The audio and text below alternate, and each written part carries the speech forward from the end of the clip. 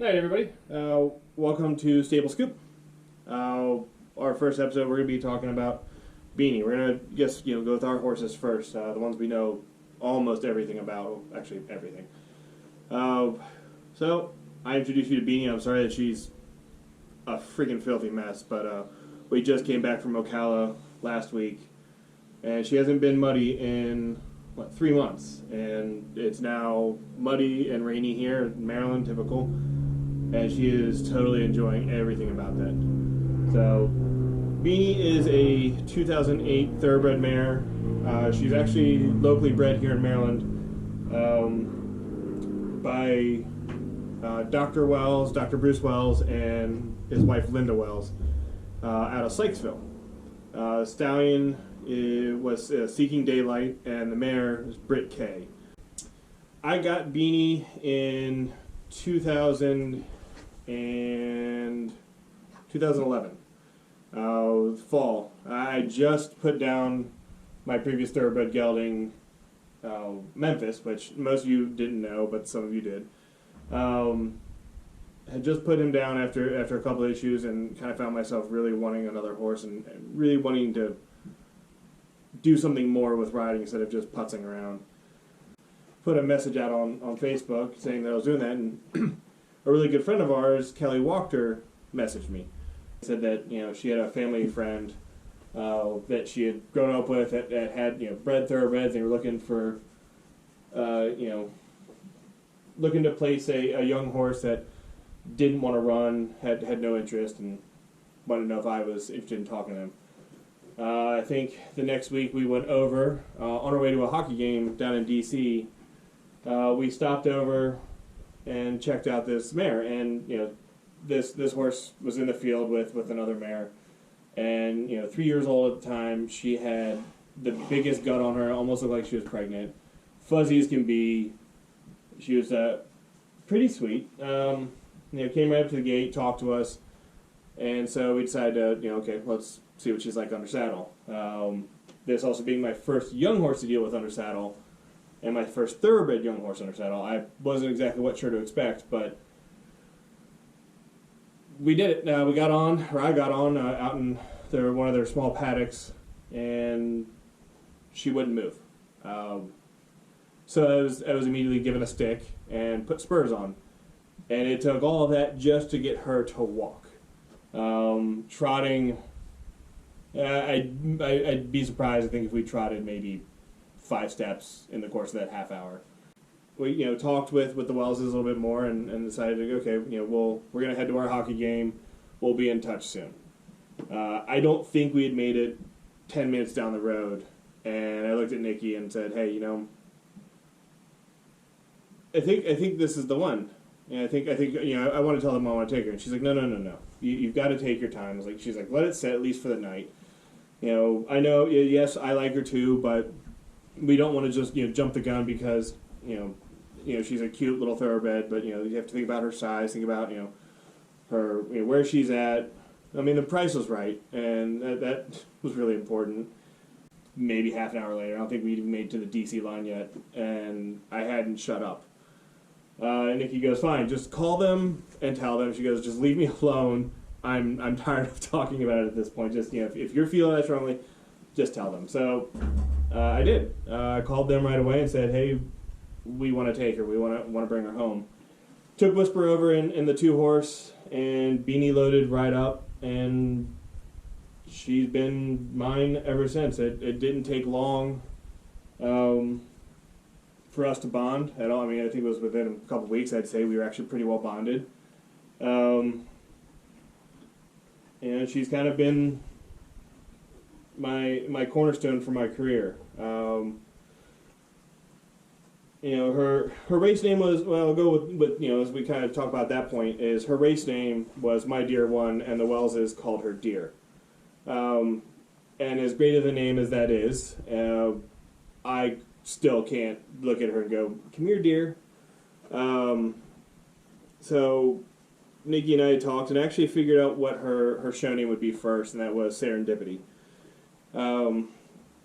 Decided on Serendipity because it's just kind of the way things happen. It was the right time, the right people, the right horse, the right moment. That and that John Cusack movie was out at the same time, or slightly before that. So it just seemed fitting. So it came up with serendipity, and Nikki and I both truly believe that naming horses, it's something that show names are a little different. Show names can have more substantial meanings, but what you end up calling a horse on a daily basis is something that comes to you, something that either you figure out in in just dealing with them, getting to know their personality. And I think it was like 2 weeks later, after we just kind of calling her, hey you and horse and brown horse and whatever, I called Nikki up and said beans, and she goes, what do you mean beans? Beans what? Beans, the horse. That's her name. She goes, why? I was like, I don't know. I was in the barn, and that's it, Beans. Which, in turn is actually a pretty easy name to yell when you're angry and you're happy, and, it's conducive to making nicknames like Jumping Bean and String Bean, and, so that's what we named her. And it was literally, there's no reason behind it. There's nothing about her. There's nothing that happened. I wasn't out in the barn and dropped a can of beans, or, we didn't have bean soup that night. It just was beans. So Beanie, like I said, she was my first young horse, personally. I got the opportunity to start to manage Sunset Hill a couple years. I think it was her as a 4-year-old, 4 or 5. I think it was a year or two after I got her. So I ended up moving her to Sunset, and with the help of one of the trainers there, and still one of my friends, Steph Rhodes Bosch, now Steph Jenkins. She helped me work with her, starting to get her to jump and start using her body, start figuring things out.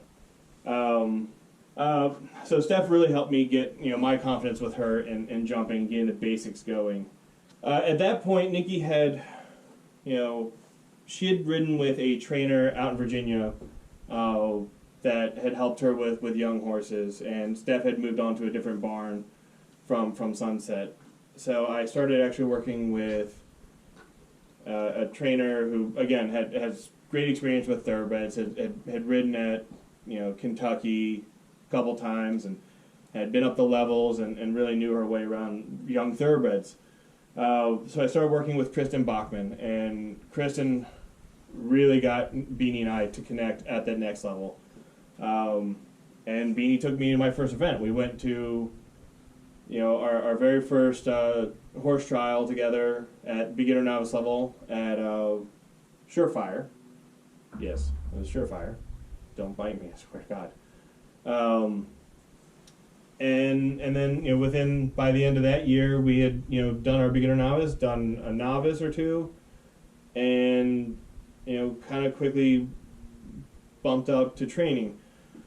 And that was kind of with the guidance of Kristen and our really good friend and Australian Olympian, Heath Ryan.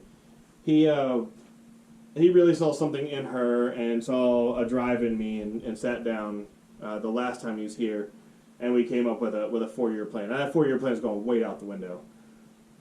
But he added fuel to my fire, and he gave me goals. But like I said, Beanie was my first recognized horse trial horse. That I went recognized on, and I was her. That was her first recognized time. So as we moved up the levels, we did it together. It wasn't just her teaching me. It was just both teaching each other, and it's great because cross country, she's super bold. She has never had a problem doing anything cross country. The stadiums are weak spot, but like I said, Beanie is my cornerstone for my career. She's the one who helped me get to where I am now. She's taken me to intermediate level. She's taken me to my first FEI.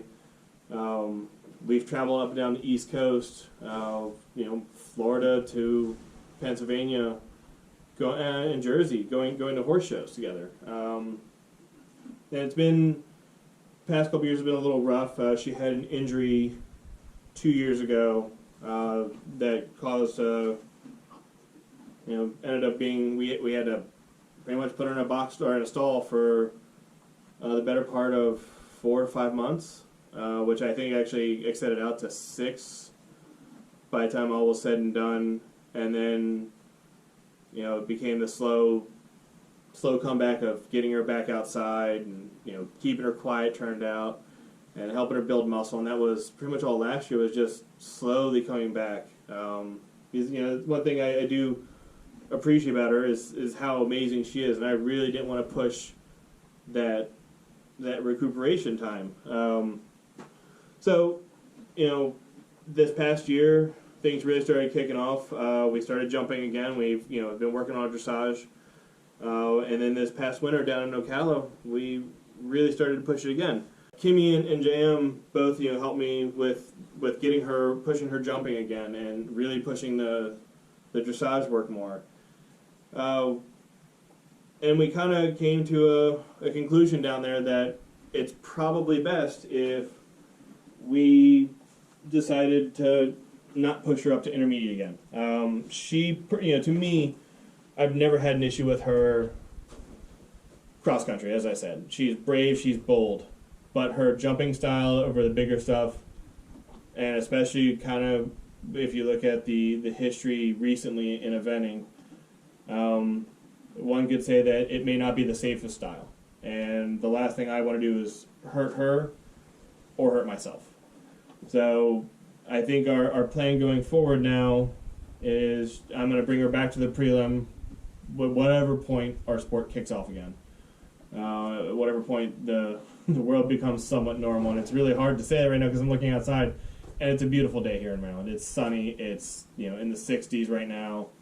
It's hard to believe that there's so much going on. But anyway, our goal was we're going to get back to the prelim. I'll probably take her to a prelim or two, make sure she's good to go, and then I was going to pass her off to Nikki, and let Nikki take her for the rest of the year, so Nikki can work on getting her prelim scores to help her with her eventing judge's license.